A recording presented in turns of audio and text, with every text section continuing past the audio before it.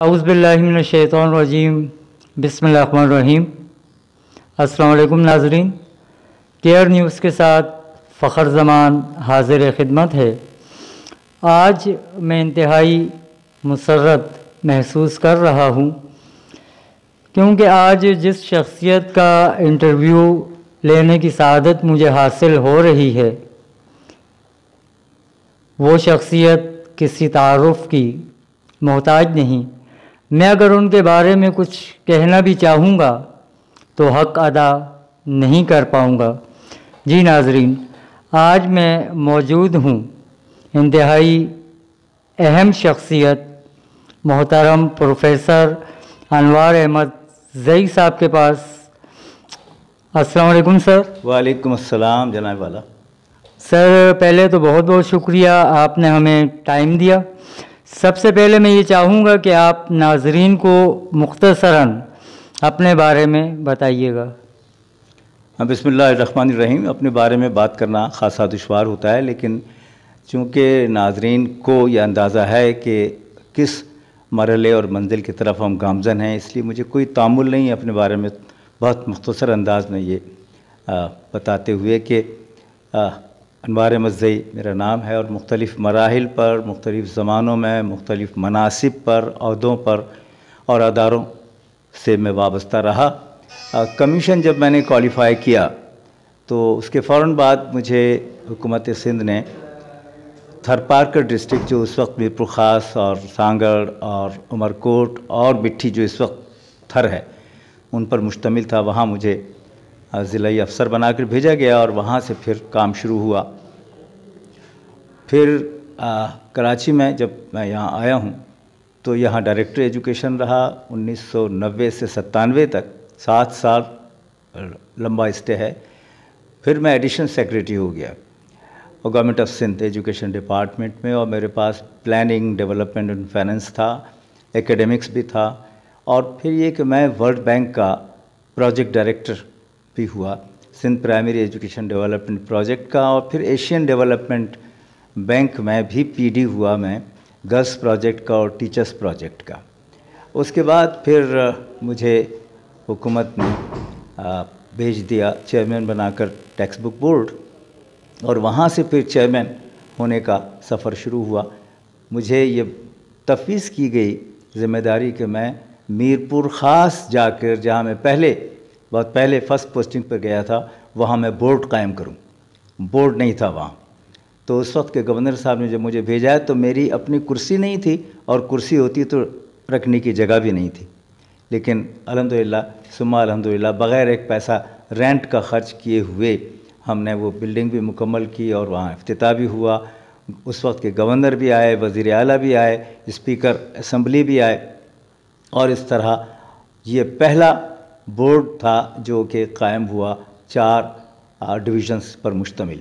वहाँ से फिर मुझे कराची ले आया गया, चेयरमैन इंटर बोर्ड रहा मैं 8 साल, तवील तरीन मुद्दत है।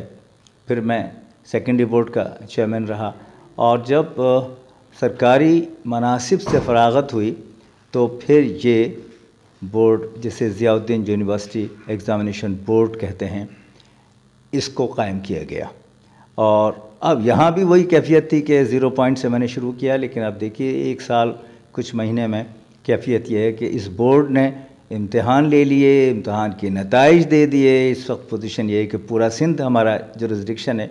अगर आप इस बोर्ड के बारे में कि ये क्यों कायम हुआ और दूसरे बोर्ड से ये कितना मुमय्यज़ या कितना यकसां है, तो फिर मैं उस पर भी गुफ्तगू कर सकूँगा। माशाल्लाह सर, जैसा सुना उससे बढ़कर पाया। बड़ी इज़्ज़तें पाक परवरदिगार ने आपको दी हैं। तो सर मैं आपसे और एक बात का सर मैं आपको क्रेडिट भी देना चाहूँगा कि सिर्फ 3 महीने के कलील अरसे में आपने 9 का इम्तिहान लिया और रिज़ल्ट दे दिया, और न सिर्फ 9 बल्कि फ़र्स्ट ईयर का रिज़ल्ट भी सबसे पहले ज़ियाउद्दीन का क्रेडिट बनता है, और बेशक ये आपका क्रेडिट है। सर इतना अरसे से आप इस तालीमी महकमे में हैं, तो आप क्या समझते हैं जो तालीमी निज़ाम राइज है वो ठीक है या इसमें इस्लाहात की ज़रूरत है? जी हाँ, इसमें इस्लाहात की ज़रूरत तो है, میں یہ بھی عرض کر دوں کہ میری وابستگی تعلیمی اداروں سے تو رہی ہے اور ہے الحمدللہ، لیکن میرا ایک تعلق ذرائع ابلاغ سے بھی ہے، اس لیے کہ میری فرسٹ سلیکشن میرا جو ہوا تھا ریڈیو پاکستان پر، میں بچوں کا بھائی جان رہا، میں خبریں پڑھتا رہا، میں نے گیتوں بھری کہانیاں لکھیں، 100 سے زیادہ میرے فل لینتھ پلیز ہیں کہ جو چلتے رہے، اور ایک میرا سلسلہ تھا ڈرامے کا، اس کا نام تھا ہمارا پاکستان، اور وہ پاکستان کے سارے اسٹیشنز 7:10 پر صبح خبروں کے بعد نشر کرتے تھے۔ تو میں یہ بات اس لیے بتانا چاہ رہا ہوں کہ میرا تعلق اس ادارے یا اس سیگمنٹ سے بھی ہے کہ جو ایجوکیشن پر نظر رکھتی۔ اس تناظر میں آسانی سے یہ کہہ سکتا ہوں کہ آپ نے جس طرح خود فرمایا کہ کیا اصلاحات کی ضرورت ہے، تو بالکل اصلاحات کی ضرورت اس لیے ہے کہ ہم نے غالباً غلط تصور ذہن میں رکھتے ہوئے تعلیم کو انفارمیشن کی ترسیل کا ذریعہ سمجھا ہے، کریٹیوٹی کا نہیں سمجھا۔ نتیجہ یہ ہے کہ مختلف انداز میں تقسیم ہو گئے ہیں، کم از کم 4 جسے کہیں طبقے ہیں اس وقت۔ پہلا طبقہ جو ہے وہ تو نارمل اینڈ فارمل اسکولز کا ہے، جن میں بعض جو ہیں وہ اردو میڈیم یا سندھی میڈیم بھی ہیں سندھ کی حد تک۔ اس کے بعد وہ انگلش میڈیم اسکول آتے ہیں کہ جن میں سے کچھ تو واقعی انگلش میڈیم ہے اور کچھ معذرت کے ساتھ نام نہاد انگلش میڈیم ہیں، صرف اٹریکشن کے لیے انہوں نے اپنے لاحقے کو رکھا ہوا ہے۔ تیسری جو منزل آتی ہے وہ ہے او لیولز اور اے لیولز کی۔ جناب والا ذرا غور کیجئے کہ جہاں 25,000 سے 35 اور 50,000 روپیہ مہینہ بچے کی فیس ہو، وہاں میرٹ پیچھے چلا جاتا ہے اور وسائل آگے آ جاتے ہیں۔ والدین کے وسائل ہیں تو وہ اس بچے کو وہاں داخل کراتے ہیں۔ اب بھول جاتے ہیں کہ ان وسائل میں وہ جو ٹیلنٹڈ بچہ ہے اس کو تو آپ نے یہ کہہ دیا کہ فری ایجوکیشن ہے سرکار میں یا فری کتابیں مل رہی ہیں۔ فری کتابیں اور فری ایجوکیشن نہیں ہے جب تک کہ وہاں انوائرمنٹ ایجوکیشن کا نہ ہو۔ اور آخری مرحلہ جو آ رہا ہے وہ دیکھیے، اس کا سبب یہ ہے کہ مغرب نے آپ کو ایک نعرہ دیا کہ ایجوکیشن از این انویسٹمنٹ۔ جب آپ سرمایہ کاری سمجھ رہے ہیں تو پھر ریٹرن کی طرف بھی توجہ دینی ہوگی نا۔ تو یہ پیسہ لگا کے سرمایہ کاری کر رہے ہیں، ریٹرن انہیں مل رہا ہے، جس بیچارے کے پاس نہیں ہے وہ محکوم ہو کے جا رہا ہے، وہ حاکم ہو رہے ہیں۔ اور آخری چیز یہ ہے کہ جو ہمارا مدارس کا سسٹم ہے جس میں اس وقت 35 لاکھ بچے ہیں، وہ جو وہاں سے فارغ ہوتے ہیں، یہ بہت ضروری ہے کہ وہ ہوں معاشرے کی صحت اور ان کی فکری تعمیر کے لیے، تربیت کے لیے، لیکن ہوتا یہ کہ جب وہ فارغ ہو کر آتے ہیں تو ان کا ذہن دوسرے اداروں سے فارغ ہونے والے طلباء سے مختلف ہوتا ہے اور متصادم ہوتا ہے۔ ضرورت اس وقت اصلاحات والی بات ہے، اس بات کی ہے کہ ہم مدارس کے کورسز میں سائنس، کمپیوٹر، میتھمیٹکس اور انگلش کے مضامین شامل کریں، اور فارمل ایجوکیشن میں شریعت، سیرت، قرآن پاک اور تفسیر بڑی حد تک وہ اس میں بھی شامل کریں، تاکہ یہ جو 2 گلف ہیں، 2 خلیجیں ہیں، یہ پاٹی جا سکیں۔ اس اصلاحات کے لیے صرف ایک لفظ ہے میرے پاس، وہ ہے مانیٹرنگ۔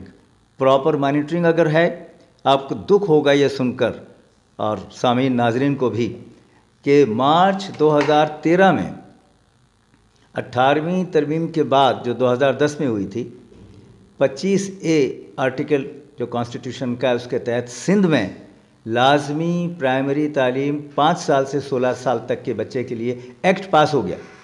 آج تک اس کے رولز نہیں بنے، امپلیمنٹیشن نہیں ہوا۔ تو ایسے کیسے کام چلے گا؟ امپلیمنٹیشن از مسٹ کسی بھی چیز کو حاصل کرنے کے لیے۔ یہ اصلاحات کی ضرورت ہے کہ we must be very serious and sincere about education. نعرہ لگا کر کہہ دینے سے کام نہیں چلے گا کہ ہم نے ایجوکیشن ایمرجنسی لگا دی، نظر آئے کہ ایمرجنسی لگی ہوئی ہے۔